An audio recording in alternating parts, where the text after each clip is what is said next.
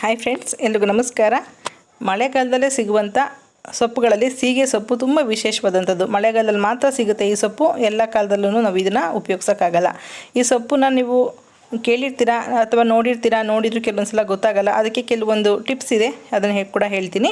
ಸೀಗೆ ಸೊಪ್ಪು ನೀವೇನು ಮಾರ್ಕೆಟಲ್ಲಿ ತೊಗೊಂಡ್ರೆ ಅಥವಾ ನಿಮಗೇನಾದ್ರು ಗೊತ್ತಿತ್ತು ಎಲ್ಲಿಂದ ತೊಗೊಂಡು ಬಂದರೆ ಸ್ವಲ್ಪ ಚೆಕ್ ಮಾಡ್ಕೋಬೇಕಾಗುತ್ತೆ. ಸ್ವಲ್ಪ ವಸ್ತು ನೋಡಿದ್ರೂ ಆ ಸ್ಮೆಲ್ ಗೊತ್ತಾಗುತ್ತೆ ನಿಮಗೆ.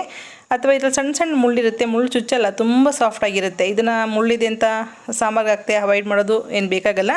ಆರಾಮಾಗಿ ನೀವು ತೊಳೆದ್ಬಿಟ್ಟು ಸಣ್ಣದಾಗಿ ಹೆಚ್ಚಿ ಹಾಕ್ಬೋದು. ಮುಳ್ಳು ಸ್ವಲ್ಪ ಕೂಡ ಕೈಗೇನೆ ಚುಚ್ಚೋದಿಲ್ಲ, ಇನ್ನು ಬೆಂದ್ರಂತೂ ಚುಚ್ಚೋದೇ ಇಲ್ಲ. ತುಂಬಾ ಸಾಫ್ಟಾಗಿರುತ್ತೆ, ನೋಡೋದಕ್ಕೆ ಮಾತ್ರ ಉದ್ದುದ್ದ ಇದೆ, ಆದರೆ ತುಂಬ ಸಾಫ್ಟಾಗಿರುತ್ತೆ ಮುಳ್ಳು. ನೀವು ಐಡೆಂಟಿಫೈ ಮಾಡ್ಕೋಬೇಕಾದಾಗ ಸ್ಮೆಲ್ಲು ಮತ್ತು ಈ ಮುಳ್ಳು ಎರಡನ್ನೂ ನೋಡಿ ನೀವು ಇದನ್ನು ತೊಗೊಳ್ಬೋದು. ಅಥವಾ ಗೊತ್ತಿರೋ ಯಾರನ್ನಾರು ಕೇಳಿದ್ರೆ ಸೀಗೆ ಸೊಪ್ಪು ಯಾವುದು ಅಂತ ಕೂಡ ಹೇಳ್ತಾರೆ. ಸೀಗೆಕಾಯಿ ತಲೆಗೆ ಹಾಕ್ಕೊಳ್ತೀವಲ್ಲ, ಅದ್ರ ಸೊಪ್ಪು ಕೂಡ ಇದೇ ರೀತಿ ಇರುತ್ತೆ.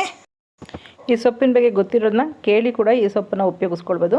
ನಾನು ಮೊದಲಿಗೆ 1 ಕಪ್ಪಷ್ಟು ತೊಗರಿಬೇಳೆ ತೊಗೊಂಡಿದ್ದೀನಿ, ಅದನ್ನು ನೆನೆಸಿಟ್ಕೊಂಡಿದ್ದೀನಿ. ಅಷ್ಟರಲ್ಲಿ ಈ ಸೊಪ್ಪು ತೊಳೆದು ಹೆಚ್ಚೋ ತನಕ ಒಂದು 10 ನಿಮಿಷ ನೆನೆದ್ರೆ ಸಾಕು. ತೊಗರಿಬೇಳೆ ಜೊತೆಗೆ ನೀವು ಹೆಸರು ಕಾಳು ಕೂಡ ಹಾಕ್ಕೊಳ್ಬೋದು. ಅದು ಹೆಸರು ಕಾಳು ಸ್ವಲ್ಪ ಸ್ವೀಟ್ ಆಗುತ್ತೆ ಅಂತೇಳಿ ಬರೀ ತೊಗರಿಬೇಳೆ ಮಾತ್ರ ಉಪಯೋಗಿಸ್ಕೊಂಡಿದ್ದೀನಿ. ನಾನು ಸೊಪ್ಪೆಲ್ಲ ತೊಳೆದು ಸಣ್ಣದಾಗಿ ಈ ರೀತಿ ಹೆಚ್ಚಿಟ್ಕೊಂಡಿದ್ದೀನಿ. ಹಾಗೆ ತೊಗರಿಬೇಳೆ ಕೂಡ ನೆಂದಿದೆ. ಇದನ್ನು ಕುಕ್ಕರ್ನಲ್ಲಿ ಮಾಡಿದ್ರೆ ಅಷ್ಟು ಚೆನ್ನಾಗಿರಲ್ಲ, ಹಾಗಾಗಿ ಓಪನ್ ಪಾತ್ರೆನಲ್ಲೇ ಮಾಡ್ತಾಯಿದ್ದೀನಿ. ಈ ಸೊಪ್ಪು ಮಾಡುವಾಗ ನಾವೀಗ ಇಷ್ಟೋ ತನಕ ಸೊಪ್ಪನ್ನ ಯಾವ ರೀತಿ ಗುರುತಿಸ್ಬೇಕು ಅಂತೇಳಿ ನೋಡ್ಕೊಂಡ್ವಿ. ಆದರೆ ಸೊಪ್ಪು ಮಾಡಬೇಕಾದಾಗಲೂ ಕೂಡ ಸಾಂಬಾರು ಮಾಡುವಾಗ ಸೊಪ್ಪು ಹಾಕಿದ್ಮೇಲೆ ಮೇಲೆ ಮುಚ್ಚಬಾರ್ದು. ಅದೇ ರೀತಿಯಲ್ಲಿ ನಾವು ಓಪನ್ ಪಾತ್ರೆನಲ್ಲಿ ಬೇಯಿಸ್ಕೋಬೇಕಾಗುತ್ತೆ. ಕೆಲವರು ಇದು ಸ್ಮೆಲ್ ಇಷ್ಟ ಆಗದೇ ಈ ಸೊಪ್ಪನ್ನ ಉಪಯೋಗಿಸಲ್ಲ, ಆ ಥರ ಸ್ಮೆಲ್ ಬರುತ್ತೆ. ಬೇಯಿಸ್ಬೇಕಾದಾಗ ಆದಷ್ಟು ಸ್ಮೆಲ್ ಬರುತ್ತೆ. ಹಾಗಾಗಿ ಈ ಸೊಪ್ಪನ್ನ ಆದಷ್ಟು ಓಪನಾಗಿ ಪಾತ್ರೆ ಮೇಲೆ ಪ್ಲೇಟ್ ಮುಚ್ಚದೇ ಬೇಯಿಸ್ಕೋಬೇಕಾಗತ್ತೆ. ನಾನಿಲ್ಲಿ ಅಷ್ಟರಲ್ಲಿ ಸೊಪ್ಪು ಬೇಳೆ ಬೇಯೋಷ್ಟರಲ್ಲಿ 1-3-4 ಗೆಡ್ಡೆಯಷ್ಟು ಈ ಬೆಳ್ಳುಳ್ಳಿನ ಸಣ್ಣದಾಗಿ ಇರೋಂಥದ್ದು ನಾಟಿ ಬೆಳ್ಳುಳ್ಳಿನೆಲ್ಲನೂ ಎಲ್ಲ ಸಿಪ್ಪೆ ಬಿಡಿಸಿ ಇಟ್ಕೊಳ್ತಾ ಇದ್ದೀನಿ. ಈ ಬೇಳೆ ಮತ್ತು ನೀವು ಅಕ್ಕಿನ ಓಪನ್ ಪಾತ್ರೆನಲ್ಲಿ ಬೇಯಿಸಿದಾಗ ಈ ರೀತಿ ಮೇಲೆ ಏನು ನೊರೆ ಬರುತ್ತಲ್ಲ, ಅದೆಲ್ಲ ನೊರೆ ಎಲ್ಲ ತೆಗೆದು ಬಿಸಾಡಿಬಿಡಿ. ಇದನ್ನೇ ಹಾಗೆ ಬಿಟ್ಟರೆ ನೀವು ಸಾಂಬಾರಾಗಲಿ ಅನ್ನ ಆಗಲಿ ಬೇಗ ಹಳಸೋಗುತ್ತೆ. ಇದು ಓಪನ್ ಪಾತ್ರೆಯಲ್ಲಿ ಮಾಡಿದಾಗ ಇದೊಂದು ಬೆನಿಫಿಟ್ ನಮಗೆ. ಅದು ನೀಟಾಗಿ ಬಂದುಬಿಡುತ್ತೆ ನೊರೆ ಎಲ್ಲ ಸ್ಟಾರ್ಟಿಂಗೇ. ನಾನು ಅಷ್ಟರಲ್ಲಿ ಬೆಳ್ಳುಳ್ಳಿ ಎಲ್ಲ ಕುಟ್ಟಿ ಜಜ್ಜಿಟ್ಕೊಳ್ತೀನಿ. ಯಾಕೆಂದರೆ ನಾನಿಲ್ಲಿ ಬರೀ ಬೆಳ್ಳುಳ್ಳಿ, ತೆಂಗಿನಕಾಯಿ, ಒಣಮೆಣಸಿನ್ಕಾಯಿ ಇಷ್ಟನ್ನೇ ಬಳಸ್ತಾ ಇರೋದು ಪಲ್ಯ ಮಾಡೋದಕ್ಕೆ. ಹಾಗಾಗಿ ನಾನು ಬೆಳ್ಳುಳ್ಳಿನ ಸ್ವಲ್ಪ ಜಾಸ್ತಿನೇ ಉಪಯೋಗಿಸ್ಕೊಳ್ತಾ ಇದ್ದೀನಿ. ಬೇಳೆ ತುಂಬ ಬೇಯೋ ತನಕ ಕಾಯೋದು ಬೇಡ. ಸ್ವಲ್ಪ ಸೈಡ್ ಒಂದು ಸ್ವಲ್ಪ ಬೆಂದಿದೆ ಅಂದ ತಕ್ಷಣವೇ ಒಂದು 25% ಬೆಂದರೆ ಸಾಕು. ಆವಾಗಲೇ ನಾವು ಸೊಪ್ಪು ಹಾಕ್ಕೊಳ್ಬೇಕಾಗತ್ತೆ. ನಮಗೆ ಈ ಉಪ್ಸಾರಿನಲ್ಲಿ ಬೇಳೆ ತುಂಬ ನುಣ್ಣಗೆ ಬೇಯೋದು ಬೇಡ. ತುಂಬ ನುಣ್ಣಗೆ ಬೆಂದಿದ್ರೆ ಸೊಪ್ಪು ಪೂರ್ತಿ ಪಲ್ಯ ಎಲ್ಲ ಮುದ್ದೆ ಥರ ಆಗುತ್ತೆ. ನಮಗೆ ಉಡಿ ಥರ ಪಲ್ಯ ಬೇಕಂದಾಗ ಬೇಳೆ ಹಾಕಿ ಒಂದು 5 ನಿಮಿಷಕ್ಕೇ ನಾವು ಸೊಪ್ಪು ಹಾಕ್ಕೊಳ್ಬೇಕಾಗತ್ತೆ. ಸೊಪ್ಪು ಕೂಡ ಬೇಗ ಬೇಯುತ್ತೆ. ಸೊಪ್ಪು ಏನು ತುಂಬ ಟೈಮ್ ತೊಗೊಳ್ಳೋದಿಲ್ಲ. ರುಚಿಗೆ ತಕ್ಕಷ್ಟು ಉಪ್ಪು ಹಾಕಿ ಕುದಿಯೋದಕ್ಕೆ ಇಟ್ಕೊಳ್ತಾ ಇದ್ದೀನಿ. ಚೆನ್ನಾಗಿ ಕುದೀತಿದೆ. ಸ್ವಲ್ಪ ಉಲ್ಟಾ ಸೀದಾ ಮಾಡಿಕೊಂಡು ಚೆನ್ನಾಗಿ ಮಿಕ್ಸ್ ಮಾಡಿಕೊಂಡು ನಮಗೆ ಸೊಪ್ಪೆಲ್ಲ ಚೆನ್ನಾಗಿ ಬೆಂದಿದೆ ಚೆಕ್ ಮಾಡ್ಕೊಳ್ಳಿ. ಬೇಳೆ ಸ್ವಲ್ಪ ಬೇಳೆ ಥರನೇ ಇರಲಿ, ಗಟ್ಟಿಯಾಗಿದ್ದರೆ ಬೇಳೆ ನಾವು ಪಲ್ಯ ಮಾಡಿದಾಗಲೂ ಕೂಡ ಬೇಳೆ ಹಾಗೆ ಇರುತ್ತೆ. ನಮಗೆ ಸಾಂಬಾರು ಮಾಡುವಾಗಲೇ ತುಂಬ ಕುದಿಸಿದ್ವಿ ಅಂದರೆ ಪಲ್ಯ ಗ್ಯಾರಂಟಿ ಮುದ್ದೆ ಆಗುತ್ತೆ, ಚೆನ್ನಾಗಿರಲ್ಲ ಮುದ್ದೆ ಆದರೆ. ಒಂದು ಪಾತ್ರೆಯಲ್ಲಿ ಸೋರ್ಲು ಹಾಕ್ಕೊಳ್ತಿದ್ದೀನಿ. ಒಂದು 15-20 ನಿಮಿಷದೊಳಗಡೆ ಈ ಸಾಂಬಾರು ಪೂರ್ತಿ ಪಲ್ಯ ಸಾಂಬಾರೆಲ್ಲ ರೆಡಿ ಮಾಡ್ಕೊಳ್ಬೋದು ನಾವು. ನೋಡಿ ಎಲ್ಲ ತೂತ್ ಬೇಸನಲ್ಲಿ ಈ ರೀತಿ ಸೋರ್ಲು ಹಾಕ್ಕೊಳ್ಳೋಣ. ಇಲ್ಲಿ ಸಾಂಬಾರು ಸಪ್ರೇಟಾಗಿ ಒಗ್ಗರಣೆ ಮಾಡ್ತಾಯಿದ್ದೀನಿ. ಒಂದು ಪಾತ್ರೆಗೆ 1 ಸ್ಪೂನಷ್ಟು ಎಣ್ಣೆ ಹಾಕ್ಕೊಂಡಿದ್ದೀನಿ.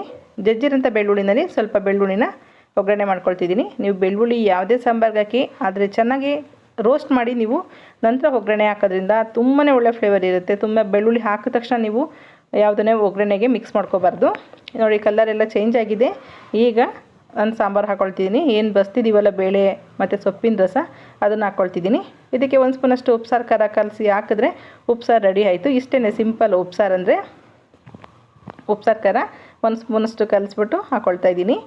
ಇದೊಂದು 2 ನಿಮಿಷ ಕುದ್ರೆ ಸಾಕು. ಬೆಳ್ಳುಳ್ಳಿ ಫ್ಲೇವರ್ ಎಲ್ಲ ಮಿಕ್ಸ್ ಆಯಿತು ಅಂದರೆ ಸಾಂಬಾರು ರೆಡಿ ಆಯಿತು. ಈಗ ಪಲ್ಯ ಮಾಡ್ಕೊಳ್ಳೋಣ. ಪಲ್ಯಗೆ ಒಂದು ಬಾಣಲಿ ಇಟ್ಕೊಳ್ತಿದ್ದೀನಿ. ಸ್ವಲ್ಪ 1-2 ಸ್ಪೂನಷ್ಟು ಎಣ್ಣೆ ಹಾಕ್ಕೊಂಡಿದ್ದೀನಿ. ಅದಕ್ಕೆ ಬೆಳ್ಳುಳ್ಳಿ ಹಾಕ್ಕೊಳ್ತಿದ್ದೀನಿ. ನಿಮಗೆ ಬೆಳ್ಳುಳ್ಳಿ ಜಾಸ್ತಿ ಅನಿಸ್ಬೋದು, ಆದರೆ ಈ ಸೊಪ್ಪಿನ ಫ್ಲೇವರು ನಮಗೆ ಏನಾದ್ರು ತುಂಬ ಇಷ್ಟ ಆಗಲ್ಲ ಅಂದಾಗ ಕೂಡ ಬೆಳ್ಳುಳ್ಳಿ ಫ್ಲೇವರು ಅದನ್ನು ಬ್ಯಾಲೆನ್ಸ್ ಮಾಡುತ್ತೆ. ಹಾಗಾಗಿ ಬೆಳ್ಳುಳ್ಳಿನ ಸ್ವಲ್ಪ ಕಲರ್ ಚೇಂಜ್ ಆಗೋಷ್ಟು ಈ ರೀತಿ ಫ್ರೈ ಮಾಡ್ಕೋಬೇಕು. ಹಾಗಂತ ತುಂಬ ಸೀಸ್ಬೇಡಿ, ಇಷ್ಟು ಫ್ರೈ ಆದರೆ ಸಾಕು. ನಂತರ ಒಂದು 5-6 ಒಣಮೆಣ್ಸಿನ್ಕಾಯಿನ ಮುರಿದು ಹಾಕ್ಕೊಳ್ತಿದ್ದೀನಿ. ಹಸಿ ಮೆಣಸಿನ್ಕಾಯಿಗಿಂತ ಒಣಮೆಣ್ಸಿನ್ಕಾಯಿ ತುಂಬಾ ಒಳ್ಳೆ ಟೇಸ್ಟ್ ಕೊಡುತ್ತೆ. ಹಾಗಂತ ಖಾರದ ಪುಡಿ ಹಾಕಬೇಡಿ. ಅದಕ್ಕೆ ಅರ್ಧ ಹೋಳಷ್ಟು ತೆಂಗಿನಕಾಯಿ ತುರಿ ಕೂಡ ನಾನು ಜಾಸ್ತಿನೇ ಉಪಯೋಗಿಸಿದ್ದೀನಿ.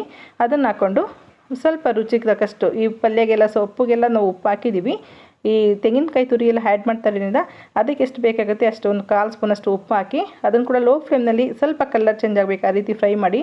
ಆ ಬೆಳ್ಳುಳ್ಳಿ ಮತ್ತು ತೆಂಗಿನಕಾಯಿ ಫ್ಲೇವರು ತುಂಬಾ ಅದ್ಭುತವಾಗಿರುತ್ತೆ, ಅಷ್ಟೊಂದು ರುಚಿ ಕೊಡುತ್ತೆ. ಒಂದು ಸಲ ಇದನ್ನು ನೀವು ಟ್ರೈ ಮಾಡಿದ್ರೆ ನೀವು ಉಪ್ಸಾರು ಮಾಡಿದಾಗೆಲ್ಲ ಬರೀ ಇದೇ ಒಗ್ಗರಣೆ ಹಾಕ್ಕೊಳ್ತೀರ, ಅಷ್ಟು ಚೆನ್ನಾಗಿರುತ್ತೆ. ತೆಂಗಿನಕಾಯಿ ತುರಿ ಒಂದು 2 ನಿಮಿಷ ಫ್ರೈ ಆದ ನಂತರ ನಾವು ಬಸ್ತಿರೋಂಥ ಬೇಳೆ ಮತ್ತು ಸೊಪ್ಪನ್ನ ಹಾಕ್ಕೊಳ್ಳೋಣ. ಇದನ್ನು ಚೆನ್ನಾಗಿ ಮಿಕ್ಸ್ ಮಾಡಿ ಲೋ ಫ್ಲೇಮ್ನಲ್ಲೇ 2 ರಿಂದ 3 ನಿಮಿಷದಷ್ಟು ಹಾಗೆ ಬಿಡಬೇಕಾಗತ್ತೆ. ಮೇಲೆ ಮುಚ್ಚೋದು ಬೇಡ, ಹಾಗೆ ಓಪನ್ ಆಗೇ ಬಿಡಿ.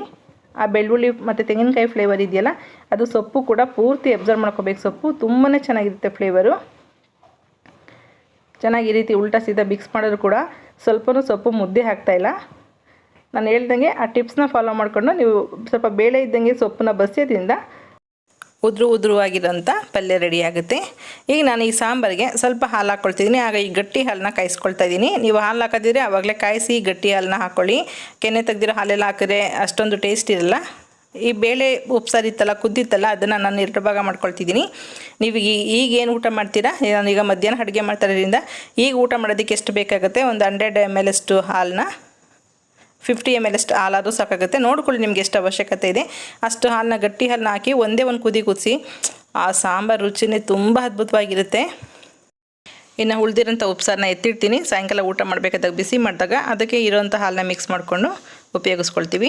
ನೋಡಿ, ಸಾಂಬಾರು ಕೂಡ ಗಟ್ಟಿ ಬರುತ್ತೆ, ಟೇಸ್ಟ್ ಕೂಡ ತುಂಬ ಡಿಫ್ರೆಂಟ್ ಆಗಿರುತ್ತೆ. ಹಾಲು ಬಿಟ್ಟು ಉಪ್ಸಾರು ಅಂತಲೇ ಹೇಳ್ತಾರೆ ಇದಕ್ಕೆ. ಒಂದು ಸಲ ಈ ರೀತಿ ಹಾಲು ಬಿಟ್ಟಿರೋ ಉಪ್ಸಾರು ತಿಂದು ರುಚಿ ನೋಡಿದ್ರೆ ಪ್ರತಿ ಸಲ ಹಾಲು ಬಿಟ್ಟು ಉಪ್ಸಾರು ಮಾಡ್ಕೊಳ್ತೀರಾ, ಅಷ್ಟು ರುಚಿಯಾಗಿರುತ್ತೆ. ಓಕೆ ಫ್ರೆಂಡ್ಸ್, ವಿಡಿಯೋ ಇಷ್ಟ ಆಯ್ತು ಅಂತ ಅಂದ್ಕೊಳ್ತೀನಿ. ಒಂದು ಸಲ ಮಳೆಗಾಲ ಮುಗಿಯೋಕ್ಕಿಂತ ಮುಂಚೆ ಈ ಸಾಂಬಾರನ್ನ ಮಾಡಿ ನೋಡಿ. Okay, bye, thank you.